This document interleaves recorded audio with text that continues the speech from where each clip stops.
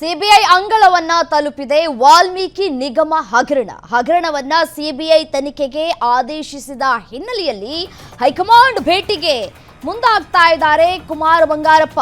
ನಿನ್ನೆಯೇ ಬೆಂಗಳೂರಿನಿಂದ ದೆಹಲಿಗೆ ಹೋಗಿರುವಂತಹ ಮಾಜಿ ಸಚಿವ ಹೈಕಮಾಂಡ್ಗೆ ಮಾಹಿತಿ ನೀಡುವುದಕ್ಕೆ ಹೋಗಿದ್ದಾರೆ.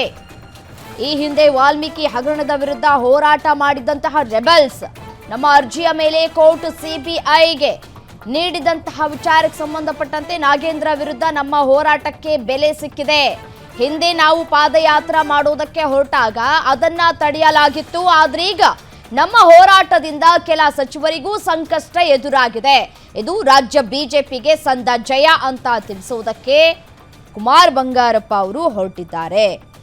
ಹೈಕಮಾಂಡ್ ನಾಯಕರನ್ನ ಭೇಟಿ ಮಾಡೋದಕ್ಕೆ ಹೊರಟಿದ್ದಾರೆ. ನಮ್ಮ ಹೋರಾಟಕ್ಕೆ ಸಿಕ್ಕಂತಹ ಗೆಲುವು ಇದು ಅಂತ ಹೇಳಿ ಬಿಜೆಪಿ ನಾಯಕ ಕುಮಾರ್ ಬಂಗಾರಪ್ಪ ಹೇಳ್ತಾ ಇರುವಂಥದ್ದು.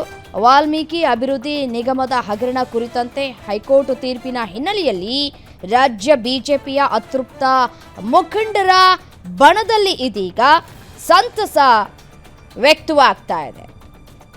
ಸೊ ಹಾಗಾಗಿ ಈಗ ಹೈಕಮಾಂಡ್ ನಾಯಕರನ್ನ ಭೇಟಿ ಮಾಡೋದಕ್ಕೆ ತೆರಳ್ತಾ ಇದ್ದಾರೆ.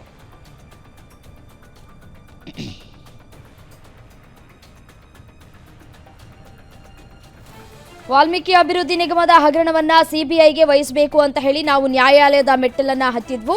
ಅಂತಿಮವಾಗಿ ನಮ್ಮ ಹೋರಾಟಕ್ಕೆ ಗೆಲುವು ಸಿಕ್ಕಿದೆ ಅಂತ ಹೇಳ್ತಾ ಇದ್ದಾರೆ. ಪ್ರಕರಣವನ್ನ ಸಿಬಿಐಗೆ ಕೊಟ್ಟ ತಕ್ಷಣ ಎಲ್ಲ ಮುಗಿದು ಹೋಗೋದಿಲ್ಲ. ಆಕ್ಚುಲಿ ಈಗ ಆರಂಭ ಆಗೋದು. ವಾಲ್ಮೀಕಿ ಸಮುದಾಯಕ್ಕೆ ಸೇರಬೇಕಾದಂತಹ ಜನರಿಗೆ ತೆರಿಗೆ ಹಣ ಮತ್ತು ದುಡಿಮೆಯ ಹಣ ದುರುಪಯೋಗ ಆಗಿದೆ. ನಿಗಮದ ಹಣ ಚುನಾವಣೆಗೆ ಬಳಕೆಯಾಗಿದೆ.